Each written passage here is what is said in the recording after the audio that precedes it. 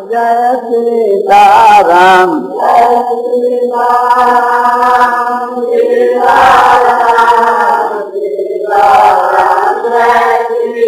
आनंद आनंद आनंद आनंद पूर्णानंद पूर्णानंद अपारानंद शांतानंद घनानंद अचलानंद ध्रुवानंद नित्यानंद बोधस्वरूपानंद ज्ञान स्वरूपानंद आनंद ही आनंद आनंद। महापुरुषों की जो महिमा है, वास्तव में जो सच्चे महापुरुष हैं उनकी महिमा कोई बतला ही नहीं सकता। एक नंबर तो महापुरुष है परमात्मा, और 2 नंबर महापुरुष है उन परमात्मा को जो प्राप्त हो चुके हैं वे पुरुष, जो भक्ति के द्वारा भगवान को प्राप्त हो जाते हैं उनको भगवान कहते हैं यो मत भक्त समय प्रिय, ऐसा मेरा भक्त मुझको प्यारा। और ज्ञान के द्वारा जो परमात्मा ने प्राप्त हो है उसको गुणातीत कहते हैं। किंतु आखिर के वहां सबका परिणाम एक ही है, क्योंकि यह सांख्य प्राप्त स्थान तद योगी गम्यते एकम सांख्यम से योगम से यह पश्चात स पश्चात। सांख्य योगियों के द्वारा जो स्थान, जो परम धाम प्राप्त किया जाता है, कर्मयोगियों के द्वारा भी वही आपने प्राप्त किया जाता है। इस उद्देश्य को समझ करके सांख्य और योग को जो एक समझता है वो ठीक समझता है। महापुरुषों की महिमा वाणी से कही नहीं जा सकती, क्योंकि वाणी की पहुंच नहीं है वहां। एक कोई विलक्षण वस्तु जो कि अलौकिक वस्तु को हम देखते हैं तो इस लोक में उसको समझा नहीं सकते। महापुरुष खुद भी महापुरुषों की महिमा नहीं गा सकते। गाना और बताना जो है ये तो वाणी से होता है, और वाणी की वहां पहुंच रही है। फिर भी शास्त्रों के बीच के वहां जो महापुरुषों की महिमा बतलाई गई है वो वास्तव के वहां उनका एक प्रतिबिंब मात्र है। ईश्वर की महिमा, भगवान के भक्तों की महिमा कोई भी ऐसा नहीं बतला सकता। नाम की महिमा, भगवान के नाम की, भगवान के रूप की और भगवान के गुणों की, भगवान के प्रभाव की कोई महिमा बतला ही नहीं सकता। इसी प्रकार से थी महापुरुषों की महिमा भी कोई बतला नहीं सकता। तुलसीदास जी कहते हैं नाम की महिमा के विषय में, कहूं कहाँ लग नाम बड़ाई,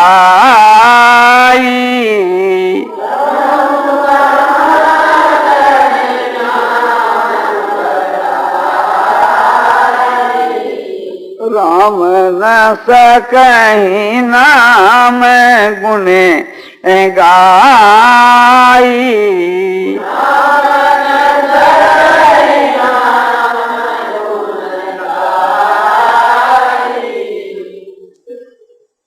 कि नाम की बड़ाई, नाम की महिमा मैं कहां तक कहूं। जिसका नाम राम है वे खुद भी आपके नाम की महिमा नहीं गा सकते। जब ऐसी बात है तो भगवान आपके स्वरूप की महिमा कैसे बतला सकते हैं, और आपके गुण और प्रभाव की महिमा कैसे बतला सकते हैं। फिर भी लोग जो बतलाते हैं वो उससे का एक आभास मात्र है, एक प्रतिबिंब मात्र है। बल्कि हम लोग महापुरुषों की, ईश्वर की और ईश्वर के भक्तों की जो महिमा कहते हैं वो कैसी है कि वो स्तुति के मां निंदा है। प्रथम तो जानते ही नहीं, और जानते हैं ऐसा कोई उदाहरण घर करके मन पेश नहीं कर सकता, और फिर वाणी के द्वारा तो कहा ही कैसे जा सकता है। एक छोटी सी कहानी कहता हूं, हमको कहानी बहुत याद आ जाती। 2 चमारिन थी, वे एक प्रकार से कुएं से पानी भर करके लेकर आ रही थी, और शहर से थी राजा का कंवर घोड़े पर बैठ करके हवाखोरी के लिए जा रहा था। उसके एक पैर के वहां सोने का कड़ा था। उसको देख करके एक तमारिन ने कहा कि देख बहन, इसके पैर में सोने का कड़ा है। तो दूसरी ने कहा कि भाई ये तो राजा का लड़का है, इनके कौन बात की कमी है, ये चाहे तो गुड़ का बना सकते। राजा का लड़का सुनकर हंसता है कि देखो ये मूड है, इनको ये पता नहीं कि एक रत्ती सोने के माँ शेर भर गुड़ आवे। 5-7 शेर आ जाए कोई जमाने में, कोई जमाने में शेर भर, तो ये क्या समझे। तो वो हंसने लगा। इसी प्रकार हम भगवान की जब स्तुति गाते हैं तो भगवान हंसते हैं हम लोगों को। हम तो खूब बढ़ाकर कहते हैं किंतु भगवान हंसते हैं। ऐसे महापुरुष जो है हंसते तो नहीं, किंतु समझते हैं कि ये अपनी समझ से हमको बड़ा बतलाते हैं, करते हैं छोटा। जो गुणातीत पुरुष है वे उस परमात्मा में जाकर के मिल जाते हैं, प्रवेश कर जाते हैं, यानी परमात्मा को प्राप्त हो जाते हैं। और हम उसे के शरीर को जो संसार में हमारी दृष्टि में है उसको महात्मा मान बैठती है। तो उसकी आत्मा, उसके भीतर में जो आत्मा जो पहले थी वो ही परमात्मा को प्राप्त हुई है, उसका शरीर नहीं। और वो परमात्मा को प्राप्त हो गया, क्यों ब्रह्म ये भौतिक ब्रह्मवेत्ता ब्रह्म हो जाता है। अब उसको उस ब्रह्म से हम अलग करके के उसकी महिमा गावें कि ये महापुरुष जो है बड़ा अच्छा है, उससे अच्छा है, उससे अच्छा है, किंतु परमात्मा से इसका दर्जा नीचा है। अब वो हंसता है कि देखो ये बेचारे भोले दारे हैं, पता नहीं। किंतु महात्मा जो पुरुष है वो परमात्मा से अलग होकर के अपनी महिमा की स्थापना नहीं करता। वो यदि शरीर बन करके अपने को महात्मा बतलावे तो वो अपने आप को नीचा बतला रहा है। और यदि शरीर नहीं बन करके शरीर के बीच के वहां जो एक प्रकार से जीवात्मा है, उस जीवात्मा को अपना स्वरूप बतला करके उसको महात्मा बतलावे परमात्मा से अलग, तभी एक प्रकार से वो छोटा ही बनता है। परमात्मा से तो कोई अलग चीज है ही नहीं। जब परमात्मा में प्रवेश हो जाता है, मिल जाता है, सायुज मुक्ति को प्राप्त हो जाता है, परमात्मा में वो एक ही भाव हो जाता है, तो वो परमात्मा से अलग कोई चीज रही ही नहीं। जब इस बात को वो समझ जाता है तो फिर अपना जो नाम है, अपना जो रूप है, परमात्मा से अलग कर करके वो एक प्रकार से अपनी अलग कोई महिमा नहीं बतलाता। कोई मनुष्य उसको परमात्मा से अलग कर करके मानते हैं और उसकी महिमा गाते हैं तो उसको छोटा बनाते।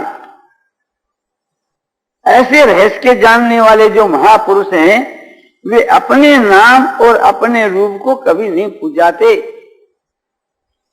तो फिर कौन पूजाते हैं? और भगवान ने जो पूजा की बात कही, हाँ बोलो कही, पूजा की बात कही कि देव द्विज गुरु प्राज्ञ पूजन सोच मार्जन ब्रह्मचर्य महिंसा से सारी रंग तप उच्चते। ये शरीर संबंधी तप है। देवता जो है, ब्राह्मण जो है और गुरु जो अपने से जो बड़े हैं, माता पिता आचार्य और समझो जो ज्ञानवान, इनका जो पूजन यानी सत्कार आदर, ये एक प्रकार से शारीरिक तप का एक लक्षण। शौच माने बाहर भीतर की पवित्रता, आर्जव माने सरलता और ब्रह्मचर्य का पालन, 8 प्रकार के मिथुनों का त्याग और अहिंसा, ये 5 जो है शरीर संबंधी तप है। उसमें सबसे बढ़कर 1 नंबर देव द्विज गुरु प्राज्ञ पूजनम। तो ये जो पूजा है अपने जो बड़े हैं ना, उनके शरीर की पूजा है। तो ये एक प्रकार से थी शास्त्र की मर्यादा के अनुसार हम लोगों को उनकी पूजा करनी ही चाहिए। किंतु जो ज्ञानी महात्मा जो पुरुष होते हैं ना, वे तो ये समझते हैं कि वे तो एक ब्रह्म को प्राप्त हो जाते हैं, ब्रह्म से अलग नहीं अपनी सत्ता मानते, तो ब्रह्म की पूजा ही उनकी पूजा है। तो वे कहते हैं अपने शरीर के द्वारा कि संसार के बीच में पूजने के योग साक्षात परमात्मा है, सच्चिदानंद ब्रह्म है पूजने के योग। और वे ही सतयुग के मां विष्णु के रूप से, त्रेता के मां राम के रूप से, द्वापर में समझो कि कृष्ण के रूप से प्रकट हुए। इसलिए श्री विष्णु की, श्री राम की, श्री कृष्ण की जो पूजा है वो ब्रह्म की पूजा है। तो वे एक प्रकार से उनकी तरफ लगाते हैं। वह समझते हैं कि राम का जो नाम कितना मधुर है और राम का जो स्वरूप बड़ा मधुर है। इसी प्रकार से नारायण का नाम और नारायण का रूप बहुत ही मधुर है। ऐसे भगवान श्री कृष्ण जी का नाम और उनका रूप भी मधुर है। उनके रहते हुए इनको यदि मैं इस व्यक्ति के नाम और रूप को पूजाऊं तो इनको धोखा देना है, और मैं भी खुद महात्मा बनकर ऐसा करूं तो मैं भी अपनी आत्मा को धोखा देता हूं। न इसमें इसका कल्याण है और न इसके मां मेरा कल्याण। ख्याल करके देखो, भरतजी महाराज जो है क्या कह रहे हैं, जिस समय के मां सब सभा इकट्ठी होकर के और भरतजी को कहने लगे कि आज का दिन और मुहूर्त बहुत उत्तम है और राज तिलक की सारी सामग्री मौजूद है, सब तीर्थों का जल मौजूद है और सब प्रजा के लोग और बड़े बड़े धनी लोग और मंत्री लोग और सब माताएं और समझो कि वशिष्ठ जी कहता है मैं भी, सब ये चाहते हैं कि आज सो आपका तुम्हारा राज तिलक तो हम सब देख रहे हैं। भरत ने कहा कि ये बात आपने मेरा हित समझ करके कही होगी, किंतु उसके मां मुझको राजा बनाने से उसमें न तो प्रजा का हित है न आप लोगों का हित है, न उसके मां मेरा हित मुझको दिखता है। इसलिए आप बड़ों की जो आज्ञा है उसकी मैं अवहेलना करता हूं, इनकार करता हूं, तो इसके लिए मैं क्षमा प्रार्थना करता हूं, किंतु मैं इसके लिए लाचार हूं। मैं आप लोगों की आज्ञा का पालन नहीं कर। राजा होने के योग तो राम ही है। तो उत्तम जो पुरुष है वह तो ये कहेंगे कि पूजा के योग, स्तुति के योग साक्षात भगवान राम, और हमारी पूजा करके और हमारे नाम की, हमारे रूप की पूजा करके आप एक प्रकार से आपको तो कुछ लाभ नहीं होगा, मेरा सो पतन हो। तो वे पुरुष समझते हैं कि एक प्रकार से वास्तव में जो है सो नाम और रूप, नाम और रूप भगवान के पूजने चाहिए, जिससे पूजने वालों का कल्याण हो। और जो आप एक प्रकार से भगवान के स्थान में बन जावे, महात्मा के स्थान में बन जावे और अपने नाम रूप को पूजावे, तो हमारी दृष्टि के बीच के मां वो गलती के रास्ते पर है। ये आपको मैंने एक रहस्य की बात बतलाई। इस प्रकार जो उच्च कोटि के महात्मा पुरुष है वे असली मार्ग बतला देते हैं, और इससे बढ़कर और क्या मार्ग हो सकता है, और भगवान के समान और महापुरुष कौन हो सकता है। तो असली जो सर्वोपरि महापुरुष जो भगवान है उनकी जो पूजा करना और करवाना, ये अच्छे पुरुषों का कर्तव्य है। और अपना नाम और अपना रूप पूजाना, ये समझो कि जो हम लोग जैसे उस तत्व रहस्य को नहीं जानने वाले जो सब हैं, ये सब सारी दुनिया अपने नाम और रूप को पूजा रही है। और मैं भी कैसे कहूं कि मैं नहीं पूजा रहा हूं, मैं कोई आप लोगों से कोई अलग थोड़ा ही। मेरा ये कहना नहीं समझना चाहिए कि आप लोग तो नाम और अपने रूप को पूजाते हो और मैं नहीं पूजाता। मैं तो ये कहता हूं कि हम लोगों के बीच के मां ये जो भाव है ये इसमें न हमारा हित है और न संसार का हित है। तो भूले भटके भाइयों को असली मार्ग बतलाना चाहिए कि भाई पूजने के योग एक प्रकार से भगवान, उन्हीं का जो नाम है, रूप है, लीला है, महिमा है, गानी चाहिए। और उनको जो प्राप्त हो गए, उसके मां जो मिल गए हैं, वे उनसे अभिन्न है। इसलिए भगवान के नाम रूप की पूजा के अंतर्गत ही उनकी पूजा आ जाए, अलग की कोई जरूरत नहीं। फिर भी एक प्रकार से थी, शास्त्रों के बीच के मां जो है, जो भगवान की उस कोटि के भक्त हैं, उनकी महिमा शास्त्रों में बतलाई है। इसके आधार के ऊपर हम भी आपको बतला देते हैं, किंतु इसके बतलाने से आप हमारे को पूछो कि भाई जिनकी आप महिमा गाते हो, ऐसे पुरुषों का नाम बतलाओ कौन कौन है। तो मैं यदि नाम बतलाऊंगा तो उसके ऊपर आपको विश्वास नहीं करना चाहिए। क्यों नहीं करना चाहिए कि मुझको परीक्षा सो नहीं आती, यानी मैं परीक्षा के बीच में फेल हूं, इसलिए उस पर आपको विश्वास नहीं करना चाहिए। हाँ, शास्त्रों के आधार पर महिमा बतला देता हूं महापुरुषों की, और उन महापुरुषों के संग की। उन महापुरुषों का जो संग है, उनकी महिमा है, वो महापुरुषों की है। तात स्वर्ग अपवर्ग सुख धैर्य तुला एक अंग।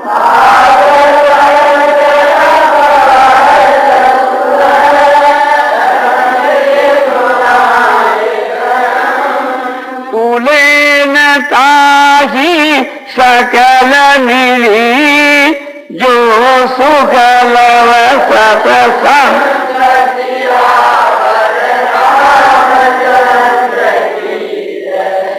ये बात है मेरे प्यारे, स्वर्ग का जो सुख है और मोक्ष का जो सुख है, इन दोनों को तराजू के एक पलड़े में रख दो, और दूसरे पलड़े के बीच के मां एक क्षण का सत्संग का जो आपने सुख हो रखा, तो एक क्षण के सत्संग के समान स्वर्ग की तो बात ही क्या, जो अपवर्ग जो मुक्ति है वो भी उसके बराबर नहीं। यदि कहो कि ऐसा सुख हम लोगों को तो कभी हुआ ही नहीं, तो मैं यही कहूंगा कि असली सत्संग आपने कभी किया भी। जब तुलसीदास जी कहते हैं तो वे झूठ थोड़ा कहते, तो असली संग क्या, भागवत को देखने से और तुलसी के रामायण को देखने से ये असर होता है। सत्य माने परमात्मा, संग माने प्रेम। परमात्मा में जो प्रेम है वही एक नंबर का सत्संग, और 2 नंबर का सत्संग वो है कि भगवत संगी संगाना। भगवत संगी जो पुरुष है, माने भगवान के जो भक्त है, भगवत प्राप्त जो पुरुष है, उन पुरुषों का जो संग है वो भी सत्संग। एक नंबर तो भगवान के बीच के में जो प्रेम है वही असली सत्संग है, या भगवान का जो संग है वही असली सत्संग है, या भगवान में जो प्रेम है वो असली सत्संग है। भगवान का संग माने भगवान का साथ, भगवान का संजोग, भगवान की आपने प्राप्ति। और जिनको भगवान की प्राप्ति हो चुकी, उन पुरुषों का संग भी 2 नंबर के बीच के में सत्संग है। और 3 नंबर में सत्संग वो है कि उस मार्ग के मां चलने वाले जो पुरुष हैं, जैसे समझो कि किसी अंश में आप और हम लोग, ये 3 नंबर का सत्संग। ये 3 नंबर का कैसे, क्योंकि वर्षों के वर्ष बीत गए ना, आप भी आपने सत्संग करते हैं और हम भी एक प्रकार से सत्संग करते कराते हैं, किंतु विचार करके, हृदय से विचार करके न्याय युक्त देखते हैं तो देखने के मां कोई 150 आदमियों का भी कल्याण नहीं है। 150 की तो बात दूर रही, 10-5 का भी हमारे ख्याल में कोई नाम नहीं आता। जो एक आपने भजन ध्यान कर करके इस संसार से आपने भगवान की कृपा से अपने भगवान को प्राप्त हो गए, वो तो अलग बात है। किंतु आप लोग जो सत्संग की बात सुनते हो, हम सुनाते हैं, इसके बल के ऊपर कोई हो तो उसकी बात हम कहते हैं। और तो यूं तो समझो कि मरने के समय में भगवान को याद करता हुआ जाता है, वो भगवान को प्राप्त होता है। अंत काले च मामेव समय मुक्त्वा कलेवम यह प्रयाति स मद भावं याति ना सत्संग से। अंत काल के मां मेरा समय करता हुआ जो देह को त्याग कर जाता है, भगवान कहते हैं, वो मेरे भाव को प्राप्त होता है, इसमें कोई शंका नहीं। तो इससे सब बहुत आदमी प्राप्त होते हैं भगवान को। अरे तो समझो कि यहां मरते हैं, इस गंगा के किनारे, इस मायापुरी में, जो सातपुरी में एक पुरी है, यहां मरने से इस मायापुरी के प्रभाव से, गंगा के प्रभाव से और अंत समय में भगवान के भजन ध्यान के प्रभाव से, कीर्तन के प्रभाव से यदि किसी का कल्याण हो जाए तो उसके बीच में आपका हमारा कोई अपने उसमें हाथ नहीं। उसमें यदि सब कोई निमित्त बन भी गए तो वास्तव के बीच के वहां समझो कि वो अपना कोई किसी का प्रभाव नहीं। और फिर 4 नंबर का सत्संग, 4 नंबर का सत्संग वह है कि गीता, रामायण, भागवत आदि जो धार्मिक पुस्तक है, उनका जो संग करके, उनको पढ़ करके, उनकी आलोचना करके, उसमें प्रवेश करके उनके तत्व रहस्य को समझना और समझ करके लाभ उठाना, शास्त्रों का जो संग है वो भी सत्संग। तो यहां जो संग की महिमा है वो 1 नंबर और 2 नंबर भगवान के संग की और भगवत प्राप्त पुरुषों के संग। और भी महिमा बतलाई, लीन सत्संग मारी कथा ते दीनों है भाग।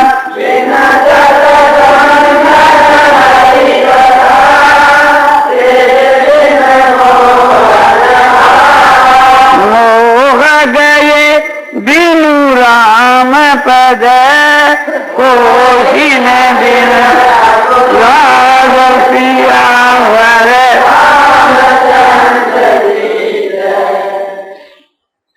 सत्पुरुषों के संग के बिना हरि की कथा नहीं मिलती, और हरि की कथा के बिना मोह का नाश नहीं होता, और मोह के नाश हुए बिना भगवान के वहां जो दृढ़ जो अनुराग है, तीव्र जो अनुराग है, वो नहीं होता। बिना समझो कि प्रेम के बिना भगवान नहीं मिलता।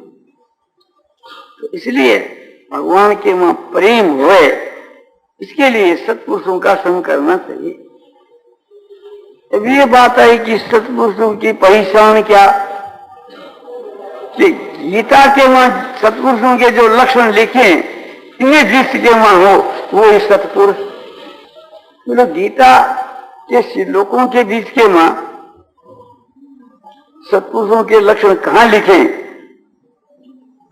कि बहुत अध्यायों के बीच के वहां दूसरी अध्याय के वहां समझो कि 51 के श्लोक से लेकर के अध्याय की समाप्ति पर्यंत स्थित प्रज्ञ के नाम से जो लक्षण बतलाए, उनके अंतर्गत महापुरुषों के, स्थित प्रज्ञ पुरुषों के लक्षण ही बतलाए गए। तो साधन को बात देकर के उनके महापुरुषों के लक्षण निकाल, और 5वें अध्याय के बीच के वहां 17 के श्लोक से लेकर के 26 के श्लोक तक ज्ञानी महापुरुषों के लक्षण बतलाए। और इसी प्रकार से थी गीता की 6ठे अध्याय में 7, 8, 9 इन 3 श्लोकों के वहां योग के द्वारा प्राप्त हुए ज्ञानी महापुरुषों के लक्षण बतलाए। तो बोला आपने चौथी और तीसरी अध्याय की बात नहीं कही। बोले उसमें भी है, किंतु उसमें कम संख्या में। तीसरे अध्याय के बीच के वहां 17वें श्लोक में ज्ञानी महापुरुषों के लक्षण, कुछ 18वें में भी, या 17, 18 दोनों को मिलाकर इसी प्रकार से थी चौथे अध्याय में भी। चौथे अध्याय के 9 के श्लोक में उन ज्ञानी महापुरुषों की प्राप्ति का उपाय बतला करके 10वें के बीच के मां उनके लक्षण बताए। वीतराग, भय, क्रोधा, मन मया माम उपासिता, बहु ज्ञान तपसा पूता मद भाव मांगता। ऐसे ही और भी अध्यायों के बीच के मां, छठे अध्याय के मां भक्ति के द्वारा प्राप्त हुए पुरुषों के लक्षण 31 और 47 के श्लोक में,